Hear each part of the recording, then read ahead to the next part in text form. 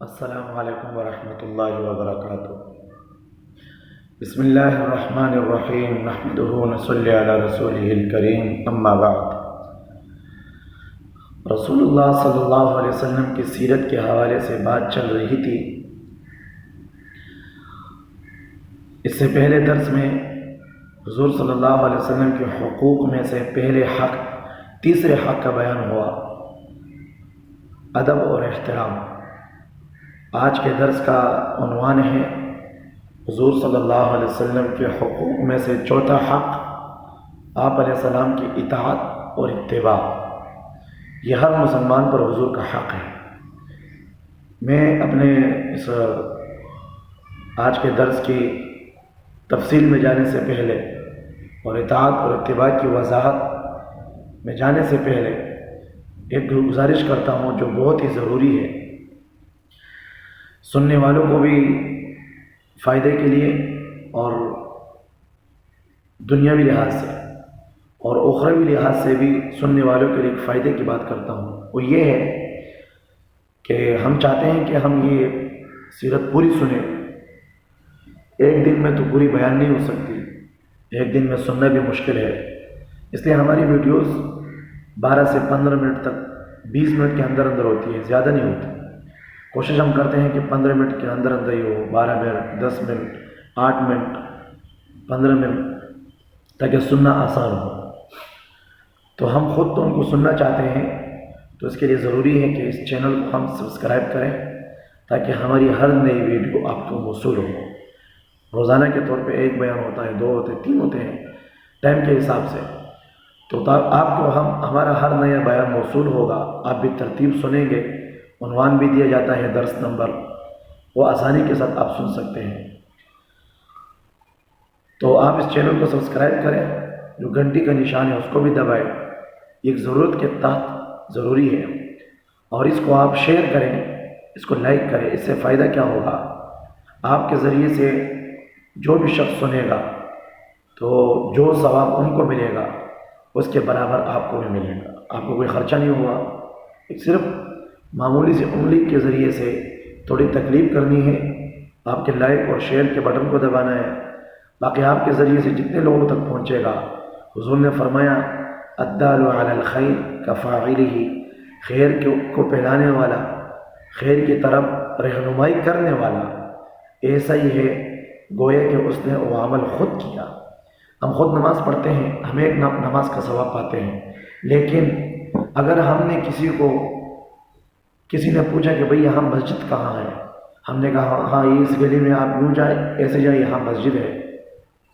وہ شخص مسجد میں جاتا ہے، وضو کرتا ہے، وضو کا جو ثواب ان کو ملتا ہے وہ آپ کو بھی ملے گا۔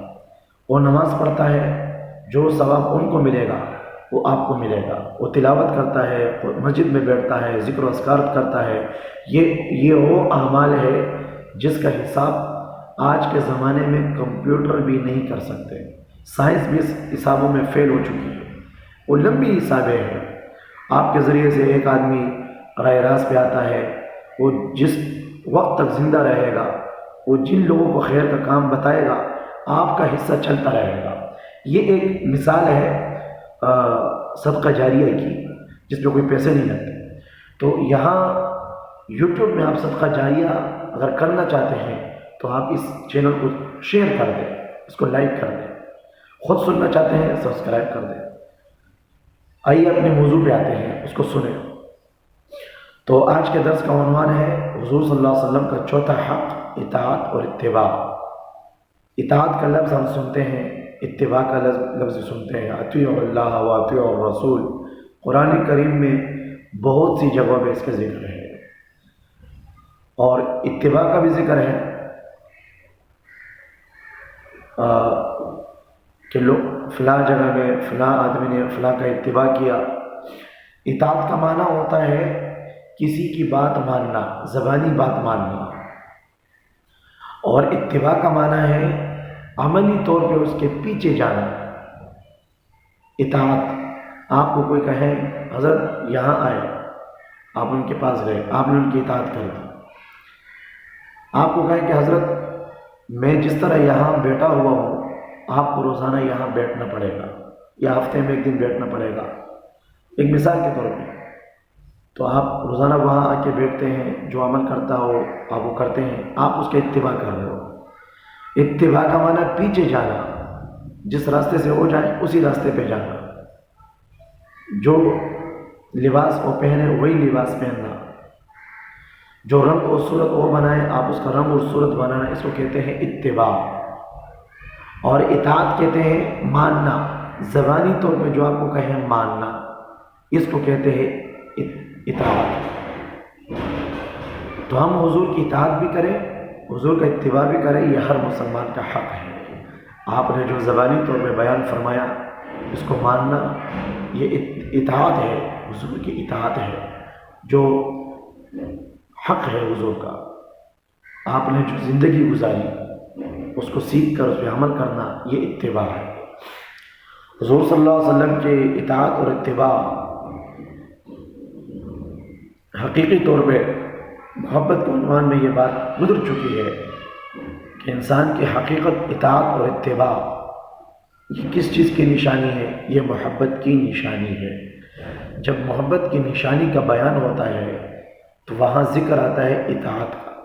اگر اطاعت ہے تو محبت سچی ہے، اگر اطاعت نہیں ہے یہ محبت جھوٹی ہے۔